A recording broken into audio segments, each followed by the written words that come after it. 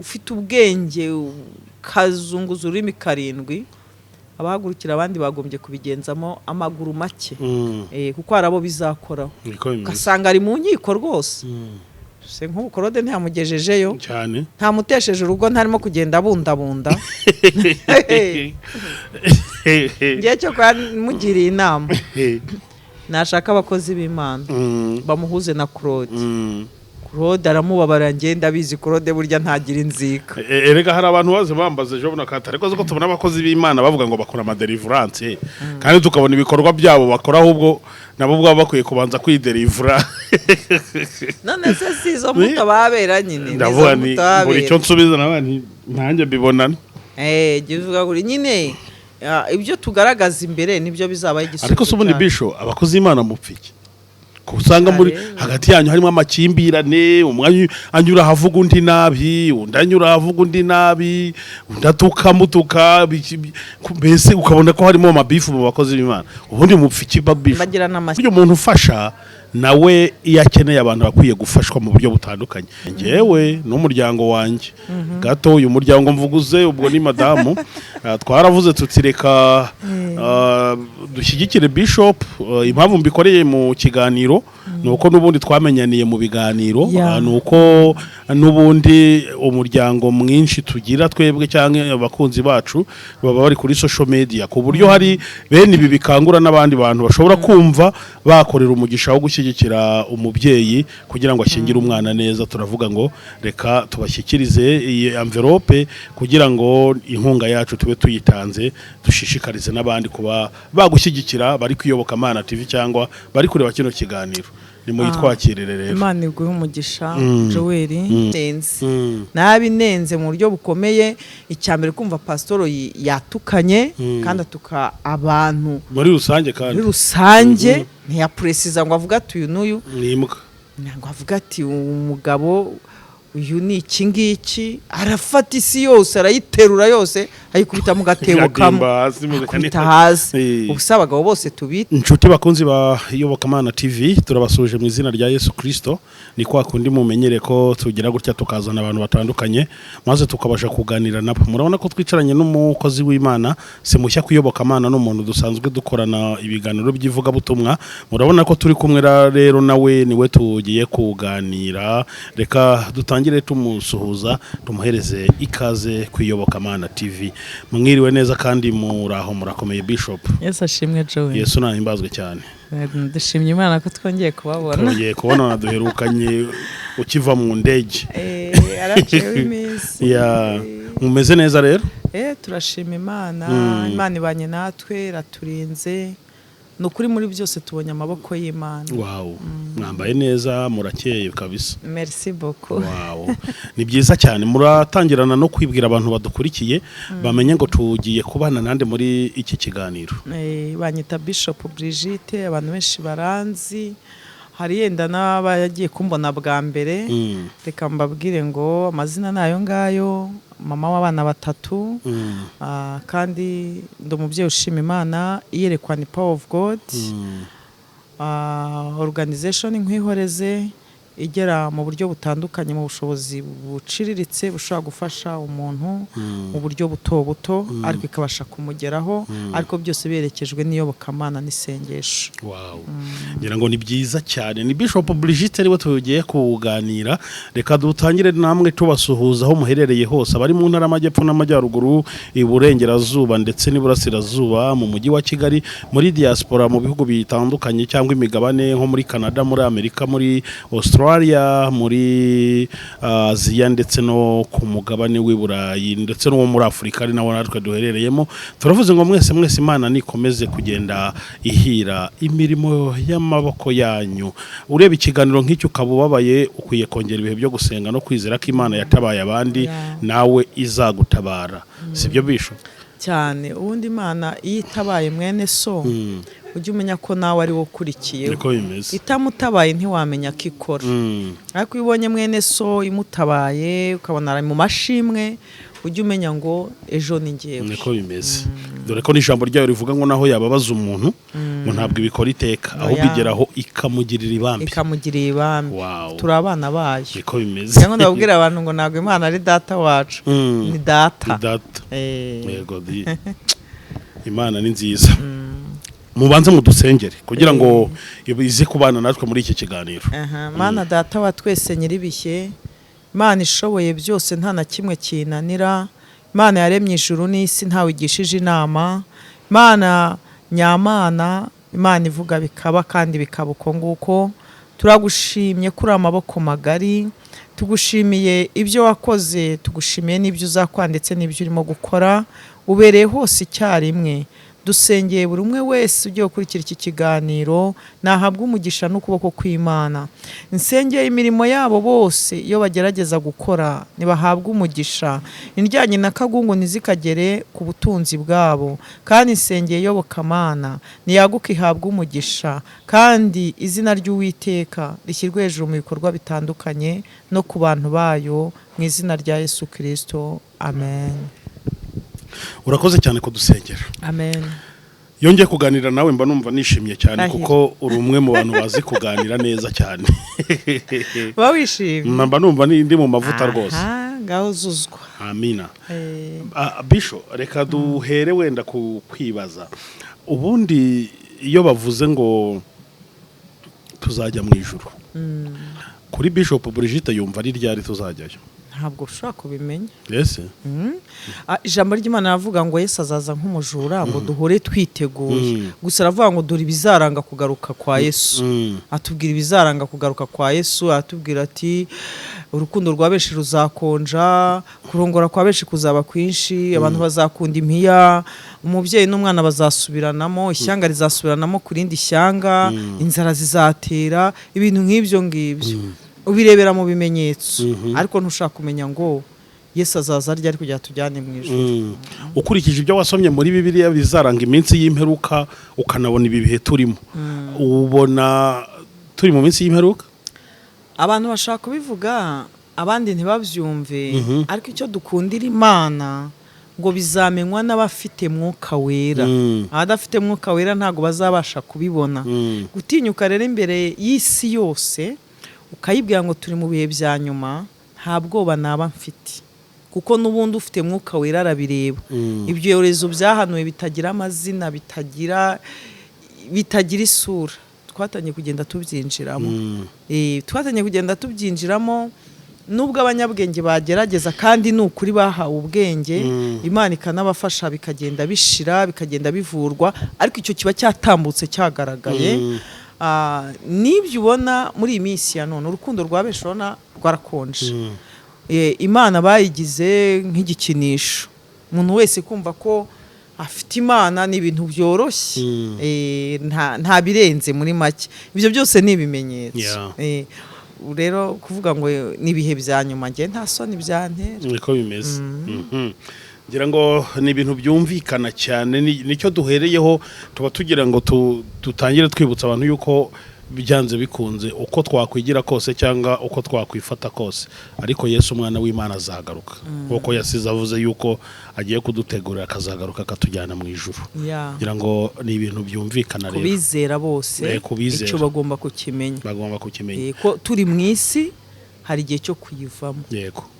Ku muntu wizera ko ibyashyizweho byose bizagira iherezo ryabyo.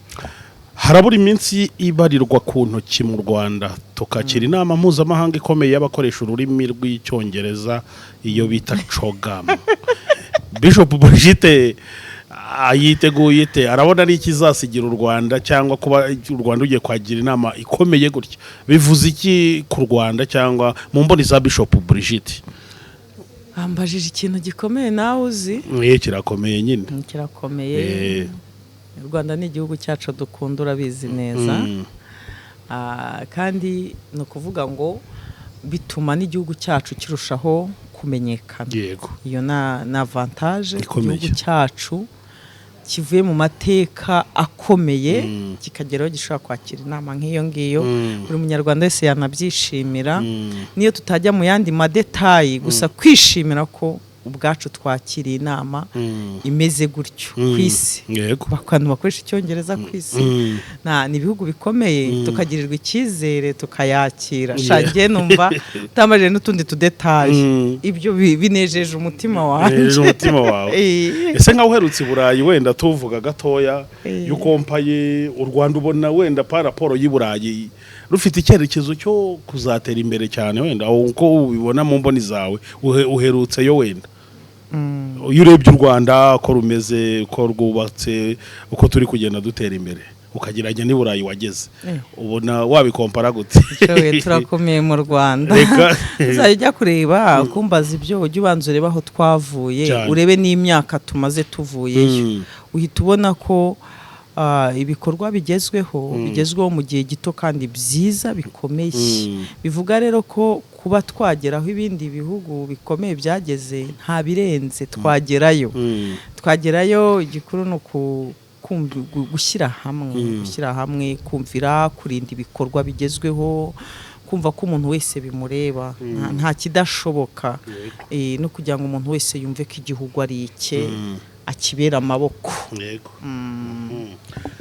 Mu minsi yashize hari umupasiteri kazi mugenzi wawe wagize gutya, avuga yuko hari igihe kijya kigera abagabo gasanga ngo twabaye ng'ibintu by'ibibwa, ngo twabaye imbwa.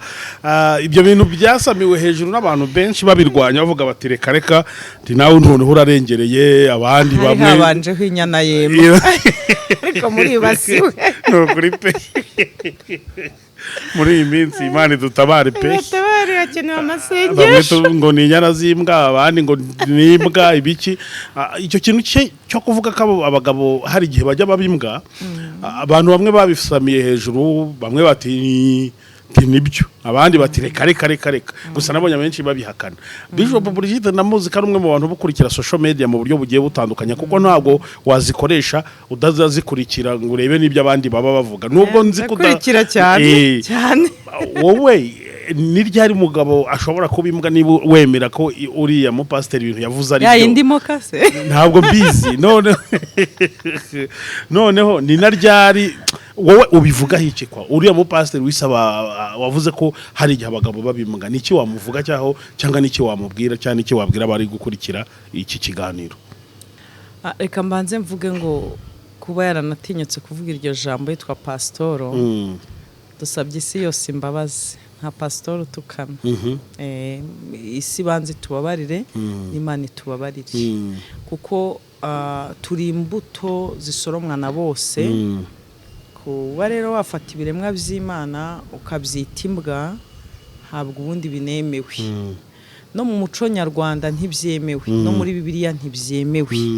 Aho rero nka pastoro ntaho yaba atandukaniye n'uwaba akiri hanze mu muhanda utukana ibitutsi nyandagazi. Aho ngaho rwose azatinyuke nk'umupastoro, asabe imbabazi, nubwo yaba hari ibyari byatumye abivuga. Burya umuntu avuga bitewe n'aho aba n'aho yaraye n'ibyahuye nabyo, byatumye asohora iryo jambo, ariko bituma atari ko abantu bose bameze. Buriya Brigitte nshobora kuba nicaye ahangaha yenda naje nta rasiyo mfite mu rugo, nkagira ngo n'abandi bayibuze, bigatuma n'abandi yenda mvuga ko babwiriwe. Ariko kuba uwe Joel wabwiriwe siko njye nabwiriwe. Kuba wariye ntivuga kanose bariye. Rero ibiri iwawe sibyo biri ahandi.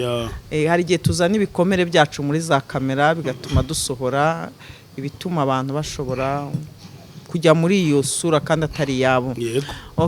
Aho rero yenda ngaruke kuri ako gakoko, numvise Pastor Mutesi watinya no kukavuga, nanjye nagatinye. Ako kanyamaswa. Mutesi yavuze ngo nakanyamaswa, nagatungo.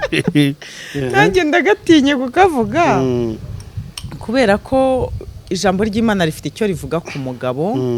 Bibiliya iravuga ngo umugabo ni umutwe w'urugo, nkuko Kristo ari umutwe w'itorero.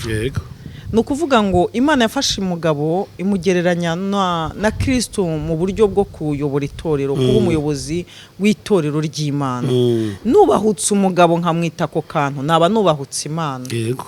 Naba nubahutse Imana kandi Imana ni nyacyubahiro.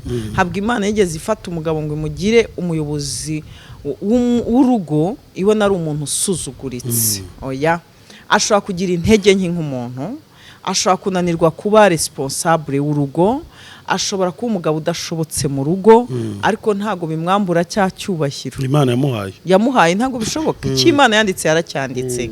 Hanubwo kuba Brigitte nshobora kuba ntakora ibikwiye umugore mu rugo, binkuraho ko Imana yavuze ko ndi umufasha w'umugabo, ntago bibinkuraho, ndabawe.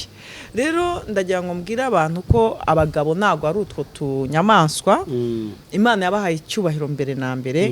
Izo mbaraga nke zituma bababona muri iyo sura habwa ariko biri. Umuntu wese yagira imbaraga nkeya, ahubwo ingo z'iki gihe zabaye stress. Zabaye stress ingo z'iki gihe.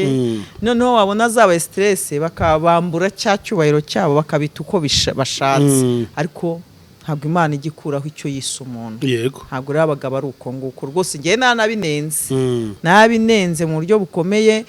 Icyambere kumva pasitoro yatukanye kandi atuka abantu muri rusange, kandi muri rusange ntiyapuresiza ngo avuga ati uyu n'uyu ni imbwa, ngo avuga ati umugabo uyu ni iki ngiki, arafata isi yose arayiterura yose ayikubita mu gatebo kamwe akubita hasi. Ubusa abagabo bose tubite imbwa. Ese kuri gutinya kuyivuga wagira ntago byoroshye. Banzu yitinya ariko no mu buzima busanzwe ntago kuyitinya ariko biragoye.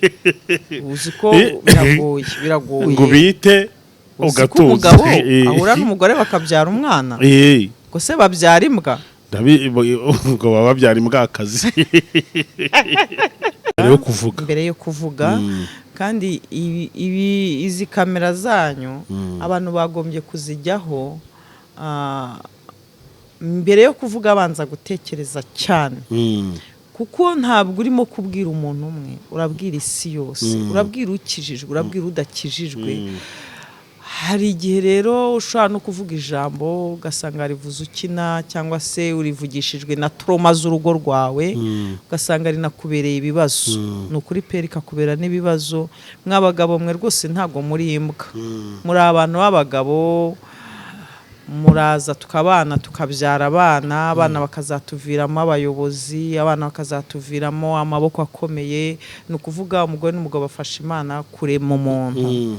Ntabwo rero Imana yigeze ishyira ku isi umugabo ngo abe imbwa, ahubwo ni umugabo w'icyubahiro. Niko bimeze. N'icyubahiro ahura n'umugore bagakora ibintu bikomeye, bagateza imbere igihugu, bagateza imbere itorero, bagateza imbere umuryango. Umugabo yananirwa nkuko n'umugore yananirwa. Umugabo yananirwa gukora ibiteza imbere urugo nkuko isi yose yaba iri muri crise.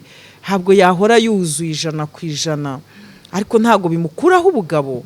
Oya, bamwita umunyantege nke. Umunyantege nke yananiwe responsibility ziwe, ariko ntago watinyuka ngo ubwire umuntu ngo nimbwa.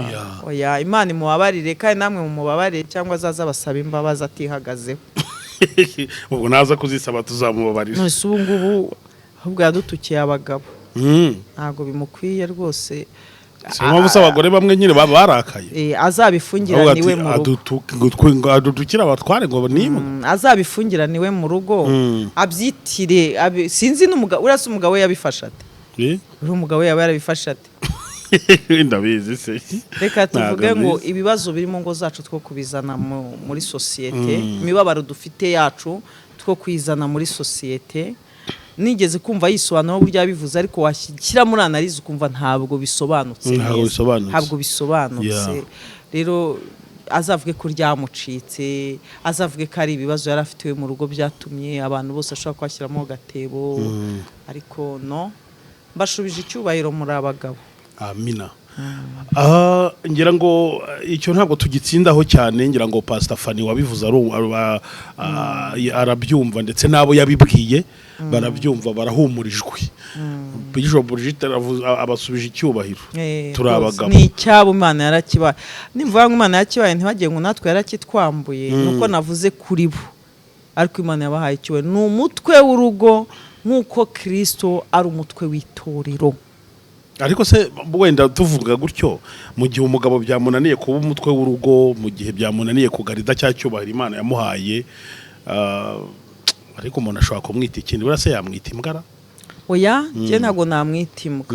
Icyambere cyo ndatukanye kandi biravuga ngo ntugatukane. Oya, ntago je namwita imbwa. Yananiwe. Yego. Ni ikigwari. Yananiwe. ngira ngo birumvikana. Yananiwe, ariko nabwo ukamenya impamvu yananiwe. Rega ashobora kunanirwa kubera ko n'ubundi byanze nyine yashakishije byanze. Rega ntabwo abantu bose bashobora nanubwo babonera hamwe. Kuba rero yashakishije bikanga nabwo ntibimuhindura ikigwari. Ariko imbwa byo never bibi cyane. Birumvikana, ngira ngo tuvugenda tuvuga ku bintu babigenda bitrendinga muri gospel cyangwa kuri social media nyine mu buryo butandukanye, tukabigira umuntu wenda tubibazo kugira ngo twumve icyo bitekerezaho ndetse anahumurize abantu mu buryo butandukanye bitewe n'uburyo inkuru ibimeze. Reka dusimbukire ku nkuru ya Papa Bitangaza na Pastor Claude. Mu minsi yashize Papa Bitangaza yasohoye inkuru avuga icyo yari ari kwihana uburyo yagiye atuka umugore we, uburyo yagiye anywa inzoga, yihannye ibyaha byinshi icyo gihe muri iyo nkuru, ndetse araravuga ati Imana impaye umuhamagaro wo guhaguruka gushyira hanze bamwe mu bakozi b'Imana twagiye dufatikanya gukora amahano nk'ayo ngayo twitwa ngo turi abakozi b'Imana.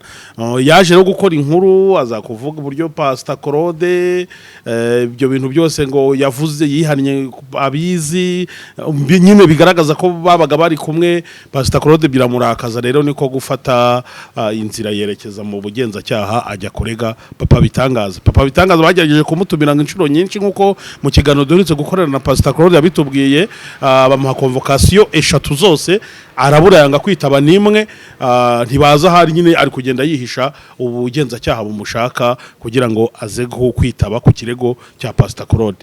Ibyo ngibyo iyo ubibonye wowe ubivugaho iki? Ese urabizi cyangwa ubyumva? Nakurabizi ndakuzi wabona hakana ngo ntabyo uzi kugira ngo utabivugaho. Kubizi kubimenya aho urabizi ubivugaho iki? Ahubwo ibintu nka biriya biri mu bakozi b'Imana wenda Papa Bitangaza, Pastor Claude, se ni iki Bishop Brigitte Vienne ye kuri icyo? Biriya bintu narabyumvisha.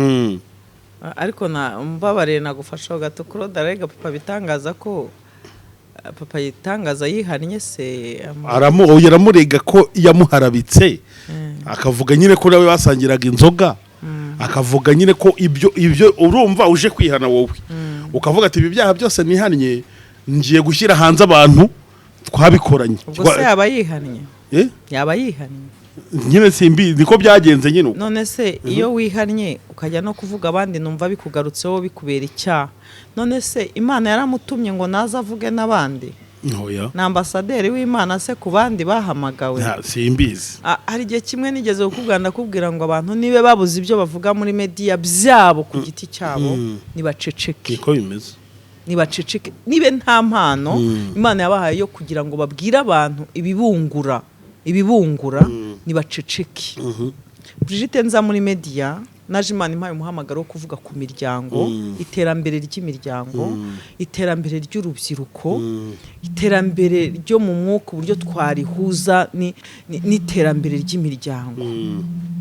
Ntabwo yigeze impa umuhamagaro kuza kuvuga abantu muri media. Ariko niba wowe wicaye muri media ushinzwe kuza ugahaguruka kuvuga Brigitte, ugahaguruka kuvuga Joel, rwose muri make ntacyo ufite cyo kuvuga muri media, icecekere, igendere wicecekere. Nunabura ibyo uvuga basi vuga Bibiliya, warayihamagara uceceke. None se niba Joel yaramaze gufata ingamba zo kumva yihannye, ni nabyiza rwose pe, Imana imumugisha ko yihannye.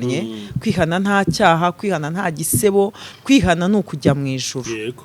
Umugabo umwe niwe wihannye ni kuri kamera, numva ndanamukunze, umugabo witwa Theo. Yarihannye ndavuga ngo rwose ibyabere ku karubanda bikemukira ku karubanda. Ndavuga ni byiza. Na Joel yarakoze ibintu byiza. Ariko se azanamo Claude, n'umuvugizi wa Claude. Ni ikibazo nyine. Ni ikibazo. Azanamo Claude yamubwiye ngo mvugire. None se Claude ntahari?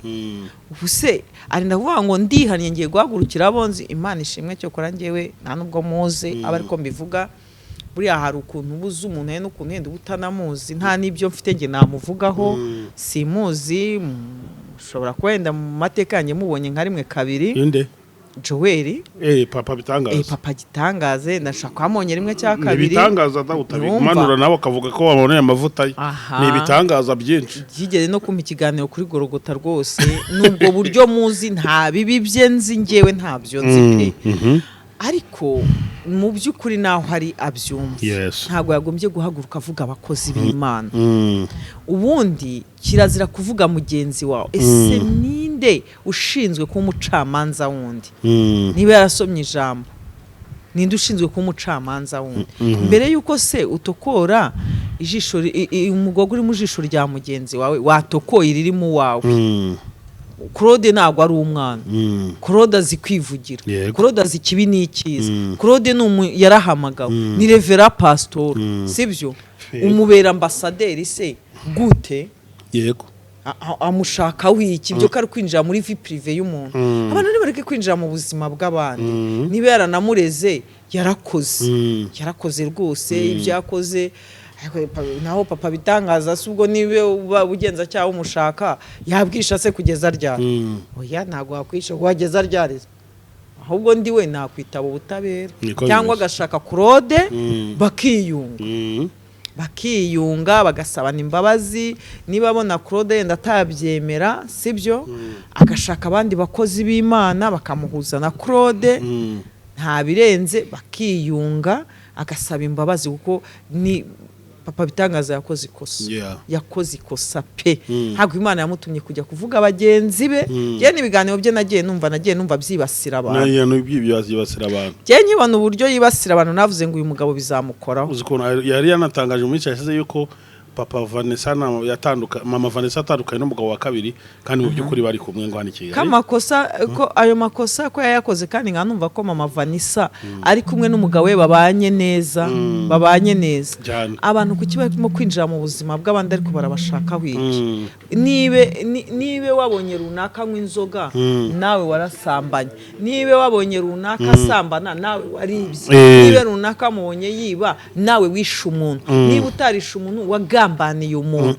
ubundi barashakaho icy'abantu ko murambabwira ngo nta fille d'honneur mu ijuru ariko nzagirene Joe nzabagirene nta fille d'honneur mu ijuru nta muntu ukeneye fille d'honneur mu ijuru umuntu azabazwa ibye wenyine ku giti cye uhagarara tukajya kwibasira abandi bantu mu itangazamakuru warababyaye warababwirije urabashinzwe uri Imana yabaremye waretse ko umuntu wese azibarizwa ibye mu ijuru kibazo abantu bacunga business z'abandi ariko bigaragara ko ari ukubura icyo abantu bakora ku buryo ubyuka ukamenya ibyo Claude yakoze ibyo Brigitte yakoze ibyo Joel yakoze bigatuma ariyo hit ushaka kurya uri saro umuntu wagize umurinzi wagize abandi umurinzi w'abandi umuntu umurinzi w'abandi Imana nta murinzi yaduhaye meme na pastor ugushinzwe ntashinzwe kukubaho maneko ashinzwe kukubona uje ku cyumweru mu rusengero icyo utamubwiye nta gishinzwe abantu bigize abazayobora abandi mu ijuru bigize abantu bazajyana abandi mu ijuru bigize abacamanza bigize abantu bakiranutse bameze nibe yarabashe kwihana ni byiza najye mu ijuru rwose nibimo n'Imana ikwiye kumucyura uko yihannye byose atazongera no kugira icyo akora najye mu ijuru ko wakwihana umunsi ejo ugakora n'ikindi ariko n'ubundi turacumura buri munsi ubwo rero kuba wakwihanuka avuga ngo ngiye gutangaza Claude cyangwa ntangaze n'undi wundi ejo nawe bazagutangaza ku kindi gukura cyahagaze mu isi rero nashyira hasi agapira abatangaza ntabwo ari abana bazamuhagama rwose sinkubeshye bazamuhagama pe abifatanyije n'umugore we kandi barafatanyije muri ritangazamakuru yo waje wagurukira abandi baraguhagama nibashaka bamenye ubwenge hari ukuntu wenda bavuga bati abapasiteri mudakunda kujya mu kurega abantu bakabakorera amakosa bakabavuga bakayita pastor hati nabatamyi nyine wenda bakabyoroshya gutyo bati ntabwo pastor yajya mu rubanza kame mu kurega hari ikintu cyaba cyageze kikubaho mu buzima wenda muri izo social media ugatekereza ko ushobora kwitabaza ubugenza cyaha byaba byarigeze biba kuri Bishop Brigitte ntabwo yenda aho ndi bugiyeyo kure ariko ndagira nkubwire ko ntawe utabikora ntawe utabikora n'uburenganzira kuko ubuyobozi ni ubwacu sindinjije ntabwo ashaka kuhaguruka ngo amvuge uko yishakira nsebye uko yishakira ngo nuko utajya mu mategeko nta murega byaba no mu rukiko nkashyiraho umwavoka tukaburana cyane rwose bajye banavuga bazi ko inyuma y'ibyo bavuga hari amategeko bajye bakontorora indimi zabo bazi ko inyuma yabo hari amategeko ibyo rero kujya guharabika umuntu akamwambika ubusa hariya nawe uri umunyamakuru nzi ko udashobora gufata amafoto y'abantu ngo yaharabike uyashyire hariya uko wishakiye ngo uhaguruke ufashe umuntu umusore nk'uko uko wishakiye ibyo byose ni niveau d'étude bibitera kuko uramutse ufite ubwenge kazunguza ururimi karindwi abahagurukira abandi bagombye kubigenzamo amaguru make kuko hari abo bizakoraho ugasanga ari mu nkiko rwose se nk'ubu Claude ntiyamugejejeyo cyane ntamutesheje urugo ntarimo kugenda abundabunda ngiye cyo mugiriye inama nashaka abakozi b'Imana bamuhuze na Claude aramubabara ngenda bizi Claude burya ntagira inzika erega hari abantu baze bambaze ejo bunakata ariko ko tubona abakozi b'Imana bavuga ngo bakora amadeliverance kandi tukabona ibikorwa byabo bakora ahubwo nabo bwaba bakwiye kubanza kwidelivera none se sizo mutababera nyine ndavuga ni buri cyo nsubiza nabandi ntanjye bibonana givuga kuri nyine ibyo tugaragaza imbere nibyo bizaba igisubizo ariko se ubundi bisho abakozi b'Imana mupfiki kusanga muri hagati yanyu harimo amakimbirane umwanya anyura havuga undi nabi undanyura havuga undi nabi undatuka mutuka mbese ukabona ko harimo amabifu mu bakozi b'Imana ubundi mupfiki babifu bagirana amashyari se na amashyari bagirana amashyari kabisa bagirana amashyari buriya niba ari umuntu mububaho n'umukozi w'Imana bagirana amashyari amahoro yawe ni ukuba wenyine iyo watanye ujya mu makipe yabo warangira vuba warangira vuba bagirana amashyari barashyamirana nta wamenya ubugome bwari hanze buri mu nzu y'Imana kugambanana byari mu bantu bo hanze byaje mu nzu y'Imana rero buriya ushaka kwirinda ugashaka kugira amahoro mu buzima uba wenyine ugacunga business zawe wenyine ukamenya ibyawe ukaba mu byawe nyine wawe wakabaye wibaza uburyo umuntu ahaguruka akajya kuvuga undi mu itangazamakuru ngo kuko yihannye we kavuge n'iby'undi ayo si amatiku ntabwo byoroshye kuko ayo si amatiku mwese nyihanira aramwihanira se ariko igitangaza ahubwo kibaho korongo waye pole wangu pole sana ubukwe bwatashye rero noneho ngira ngo ubukwe bwatashye tagira ngo narabyibagiwe ko ufite gushyingira arya ni we mfura buriya uriye gushyingirwa oya ntabwo ari we mfura hano wa kabiri mfura yanjye ni umuhungu imfura ni umuhungu subize ko abahungu badashaka vuba ariko mu bakobwa mfite abakobwa babiri burya niwe mukobwa wanjye mukuru ndishimye nyine ndanezerewe harya buzaba ryari busikaje igihe kingana ikibisho sha rero nta n'ibyumweru bitatu birimo ngira ngo mpaye cyokora uyu munsi turiro 14 ibyumweru bitatu nibyo bisigaye gusa byonyine ngira ngo birumvikana Bishop Brigitte abinyujije muri organisation cyangwa umuryango witwa Nkwihoreze sibyo ukunda gukora ibikorwa byo gufasha abantu batishoboye baba bari hirya no hino mu gihugu mu byukuri Imana ntabwo izabura kubiguhera umugisha dore ko bimwe muri byo twagiye tunajyana ukabikora ndeba nkareba ukuntu utanga ubutunzi bwawe ugashyigikira abatishoboye mu byukuri ngira ngo ni byiza buryo umuntu ufasha nawe iyo akeneye abantu bakwiye gufashwa mu buryo butandukanye buryo umuntu afite ubukwe aba ari ubw'umuryango kandi umuryango burya naba abantu bose muziranye yaba mwirivuga butumwa kuri social media bakunze ibiyobokamana TV murebe iki kiganiro Bishop wanyu dusanzwe dukorana ivuga butumwa dukorana ibiganiro no kuri tumushyigikire kugira ngo ashyingire umwana neza ibintu bigende neza cyane ngewe n'umuryango wanjye gato. Uyu muryango mvuguze ubwo ni madamu. Twaravuze tutireka dushyigikire Bishop. Impamvu mbikoreye mu kiganiro nuko n'ubundi twamenyaniye mu biganiro, nuko n'ubundi umuryango mwinshi tugira twebwe cyangwa abakunzi bacu baba bari kuri social media, ku buryo hari bene ibi bikangura n'abandi bantu bashobora kumva bakorera umugisha wo gushyigikira umubyeyi kugira ngo ashyingire umwana neza. Turavuga ngo reka tubashyikirize iyi envelope kugira ngo inkunga yacu tube tuyitanze, dushishikarize n'abandi kuba bagushyigikira bari kuyoboka Mana TV cyangwa bari kureba kino kiganiro. Ni muyitwakirire rero. Imana iguhe umugisha Joel, aho ukuye kandi wongere usubizeyo. Amen. Mbwire madamu ko ubutumwa yabwakiriye. Buri ijambo ry'Imana avuga ngo icyo uzabiba nicyo uzasarura. Ubu ngubu mbonye ko kumenyana nawe nta gihombo nagize, kandi twahuriye mu biganiro nk'uko bivuze. Yataba yenda Kristo cyangwa mu biganiro ntabwo twari kumenyana, kandi wambereye inzira nziza cyane cyane, ndabigushimiye. Amen. None n'ubu uje kunshyigikira mu bukwe bw'umwana wanjye.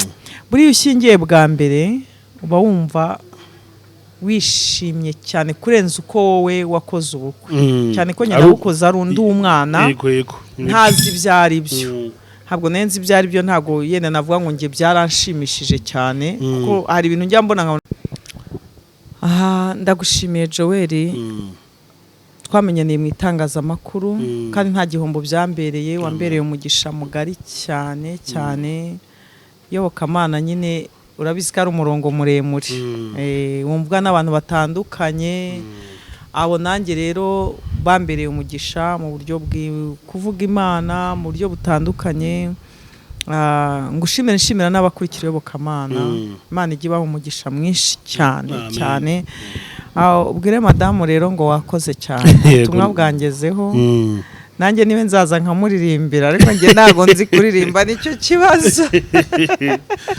Mvuga ubutumwa nkanasenga gusa ntago mbizi. Nta kibazo, mujye mudusengera. Gushyingira umukobwa ni ibintu bishimishije cyane. Mba numva ntarabona ishusho yabyo, ariko numva byaratangiye kunshimisha. Nkavuga ngo yenda ngewe nashyingiwe ndi umwana ntago nigeze nishima. Ntago nishimye ko ntago nenze ibyari byo. Reka numva nshaka kubonera ibyishimo rero mu mwana wanjye. Wari ufite nk'imyaka ingahe ubwo? Ubwo nyine ndi wivuge, ariko nivuze wahita yose yabimenya. Gusa icyo wamenya nuko wari muto. Nari mutoya, ariko none usa n'uwashyingiwe utabishaka. Ubuse iriya myaka yacu, iyo uvuze ngo nashyingiye nyiri mutoya ngo nge nta n'ibyishimo namenye. None se ubu mwibariza umuntu w'imyaka 18 abazi ibirimo gukorwa neza ku buryo mva byenjoyinga. Oya, ntabwo ababyenjinga, ntabwo ashaka kumenya ikanzu nziza, ntabwo yamenya kuvuga ngo ndatwara veseri n'iyi ngiyi. Uretse ko ngewe nta n'ibirenze, nayo nibere muri Oroferina wangu, ibyo ngibyo nta n'ibirenze. Agahinda ko muri Oroferina nawe ukaguha ibyishimo by'ibyo ugiyemo. Hano uzi ko ari ukubabara gusa, ntabwo ububona, nta n'ubwo ubona uwo wabyerekaga, ntawe uba ufite. Ariko numva ibyishimo byanjye biri ku mwana ngiye gushyingira, numva ariho byose biherereye. Rero mbonera no gushimira abantu benshi batandukanye turi kumwe kuri groupe y'ubukwe bwa Bishop Brigitte. Wakoze groupe? Hari groupe, yego bose ntago bariho, bamwe ntago babizi, abandi nta manimero yabo mfite. Ariko nyine bumva bashyigikira groupe irahari. Baca mu gikari bakambwira, nabashyira kuri groupe, bahitamo kutayijyamo bakicara mu gikari nta kibazo. Ariko numva banejejwe nuko Bishop Brigitte yagira urubukwe bwiza. Ndabizi ko byabanezeza. Joe ndabizi hari abantu bankunda tu. Ndabizi sinibyo nirirwa nyekeranye. Oya, ndabizi muri iyi si abantu bankunda ni benshi cyane, kandi nanjye ndabakunda. Ahubwo nasabe abantu bazaba bari hano mu Rwanda bo ku migabane itandukanye, bazaba hari bazaze bantahira ubukwe nta kibazo. Bace mu gikari mboheze invitation babashe kuhamenya. n'abari aha ngaha mu Rwanda bankunda bace mu gikari nabo bamvugishe boheze invitation. Nishimiye abantu ngewe buzabera he nyine nibaca mu gikari ndabaye invitation. Utubiye isi yose mugani gira ngo iyo baciye mu gikari ukaba invitation bituma umenya abazaza. Bituma umenya abazaza. Ariko ngiye nishimiye abantu ko baza mu bukwe bwanjye. Ndabyishimiye cyane ko mvugira abakunzi benshi. Mfite abakunzi hano mu Rwanda benshi bankunda, mfite abakunzi muri Afrika, Kenya, Burundi, Tanzania, Uganda, mfite abakunzi Amerika, Canada, Europe yose. Urumva rero abantu bose bumva rwose bahagarana nanjye bace mu gikenda ba invitation. Ubwo bwabuzaba burimo abazungu benshi. Ntabwo mbizi. Bwabuzaba barimo. Kubera umuhungu si umuzungu n'umukobwa. Ugiye kuba nyirabukwe w'umuzungu. Ibyo bintu Joe yavuze ntabwo mbizi. Agiye gushyingira umukobwa w'umuzungu. Ntabwo ari ibyo. Si byose? Ntabwo ari ibyo serious. Umukwe wanjye ni umwirabura. Harya buriya. Wabonye save the date? Ntabyo nayo nabonye pejo. Ni umwirabura ko utari umunyarwanda. Aha voila.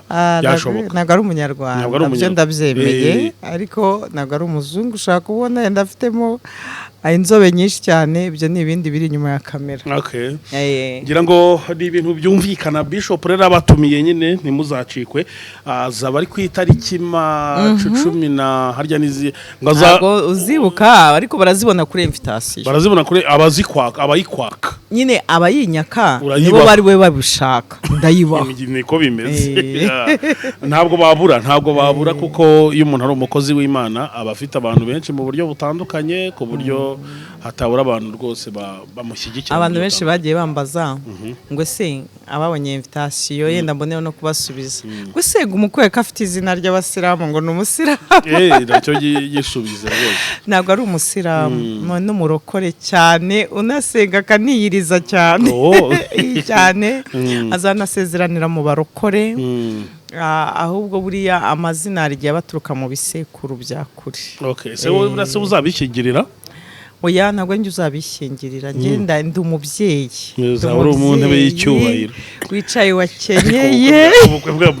Ubukwe bwanyu mbona buzaba burimo udukoryo pe utuntu tudasanzwe. Oya ndibisanzwe. Nyuma yabwo hari inkuru nyinshi tu. Nyuma yabwo tuzaturi kukubaza ati dore se ko twabonye mwibi ko twagize gutya. Ngo ntabyo mvuze nabonye mo bizatuma dukora inkuru ndako nzabonamo. Ariko nyine buzabura ukwe busobanutse uko byagenda kose. Ukwe bwanye ntabwo buheza. Ndi bishop ariko nta muntu mpeza. Ubukwe ni ibyishimo. Ubukwe nubwo guseka, ubukwe nubwo kwishimira no kubyina umuntu wese cyashoboye azakibyine no kwishima. Na DJ Brian uzamutumira. Uretse ko niyo nta mutumira aje kubyina ni umushiti wanjye duhura muri media. Ariko yanatubyinisha bayi. Mutumira rwose byo ahubwo mfite gahunda yo kumuhamagara kaza nawe mu bukwe. Kubukwe turatumira. Ahubwo ndaza kumuhamagara nimero ze ndazifite. Hasa ntayirukwe bw'umwana. Urase nko muri after party ntiyazazana n'utwuma tukasusuruka. Reka dutegereze tuzarebe nyuma y'ubukwe ibyo bintu byose uzabimbaze nyuma ariko after party ntayo ndimo gutegura. Nayo ndimo gutegura. After party shaka kuzaba ari yo gushima Imana tukazana mbonye. Birashoboka hari abarokore dukunda gukora ubukwe nyuma yaho bugasiga abantu bavuga bati kubyera iki bamwe bababaye abandi bishimye cyangwa abandi babonye icyo kuvuga.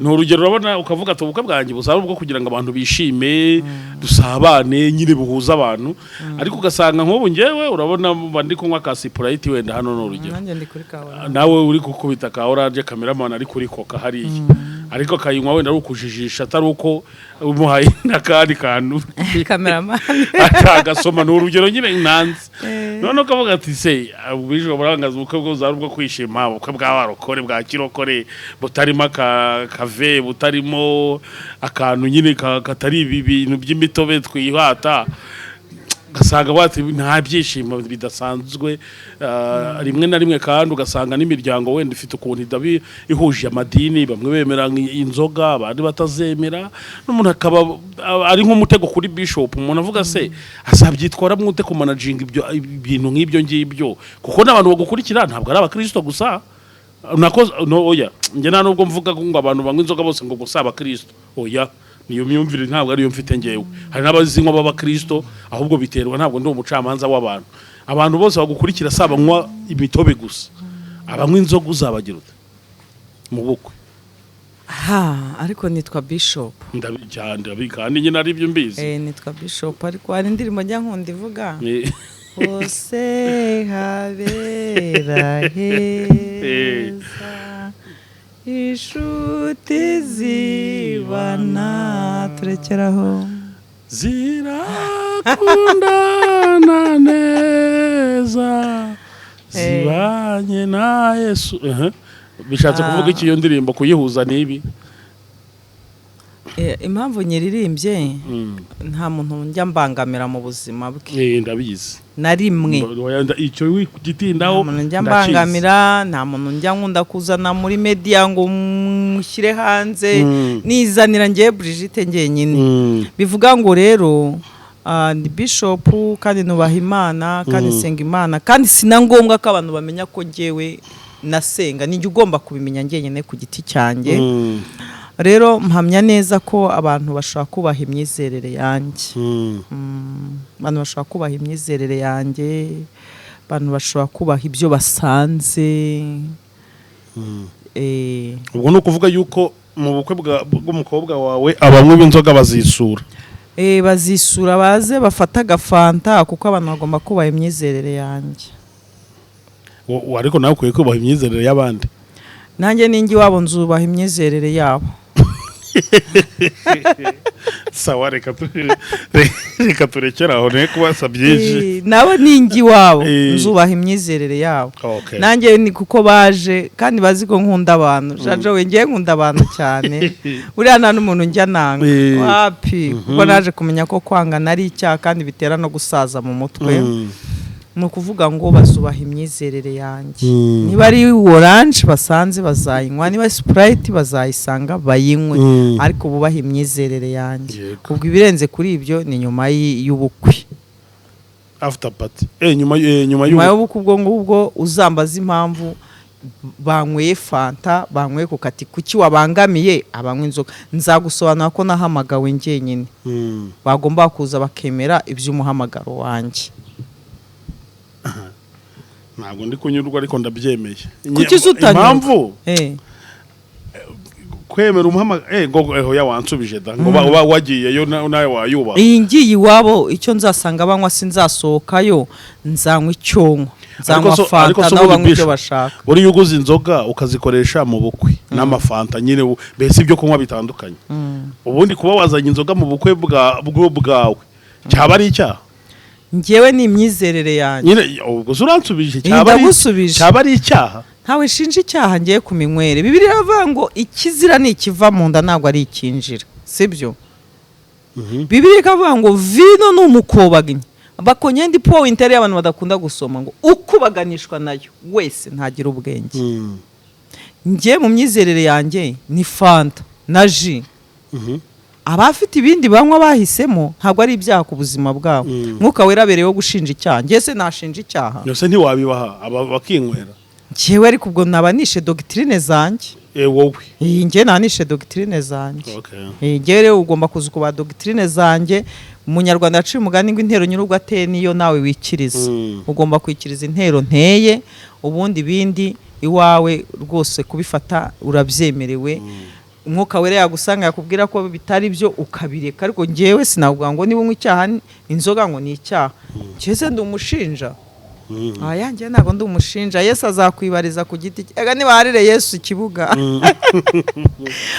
ari ibintu abantu bakora birenze inzoga birenze inzoga hari ikindi se Joe ntacyo tuzabibara nyuma y'ubukwe ikindi navuga abantu benshi bagiye bavuga bati Brigitte ni umukire ajya gufasha abantu ubukwe bwe arabwishoboreye ntabwo nigeze mfasha abantu kuko ndi umukire nta nibirenze nabafashije Joey nukuri kuba nta bintu birenze nabafashije ni bya bindi ushaka kugenda ugasanga umuntu araburaye ukamuha ku muceri warugiye kurya kubera wa mutima w'ubutabaza umuntu aba afite ugasanga umuntu yabuze mituweli urugo yenda ari Imana wangaye mituweli ari 2020 nta birenze kugura imiryango 3 mituweli cyangwa se abantu 5 mituweli nta birenze ntago rero ari uko ndi umukire ahubwo n'umutima utabara kuri twatundi nanjye nabaga mfite muri stoke n'uyu munsi nabikora rero ndanyambwira abantu ko atari ubukire ngira ngo ni ibintu byumvikana cyane ni no kuri iyi point turimo dusozerezaho kino kiganiro tuvuga ngo reka tukwifurize kuzagira ubukwe bwiza icyampa Imana uko ubitekereza nuko bipanga bikazagenda nkuko bimeze ubundi tukazashima Imana nyuma ukazagaruka ushimira abantu bati mwaranshyigikiye mwabanye nanjye ati kandi rwose byagenze neza kandi turabyizera mu izina rya Yesu yuko ariko bizaba. Hari abantu rero bari kureba ikiganiro bashaka invitation bashaka kugushyigikira mu buryo butandukanye nubwo nimero zawe turaba twanazanditse no ku kiganiro ariko uranazitanga kugira ngo uwashaka kukuvugisha abe yabona uburyo akuvugisha. Reka mvuge amazina ni Mukanziga Brigitte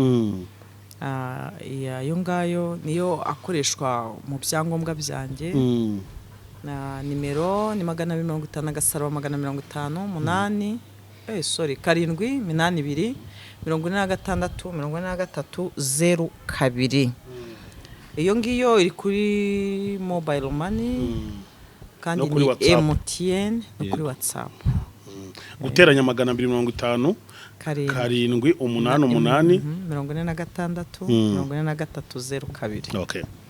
Reka tugushimire rero kuba wafashe uyu mwanya maze ukomera kutuganiriza. Imana iguhereza umugisha cyane ni ibitekerezo byiza ube wagiye utanga ubwo no guhurira mu bukwe gatoya nyuma ya cogamo iziye kuba mu Rwanda ngira ngo ubukwe bwawe buzakurikirana n'ibirori bikomeye n'ubundi bigiye kubera mu Rwanda byo kwakira inama mpuzamahanga ni ibintu byiza cyane rero kandi birashimishije. Karibu ku bantu bose reka tubasabire umugisha. Imana ishoboye byose itajibeshya niho umugisha ubwoko bwose bukurikiranye iki kiganiro niho umugisha Iyobokamana niho umugisha buri umwe wese wari wihebye nasubizwemo imbaraga kandi twese Uwiteka ube mu mpande zacu cyarimwe mu izina rya Yesu amen.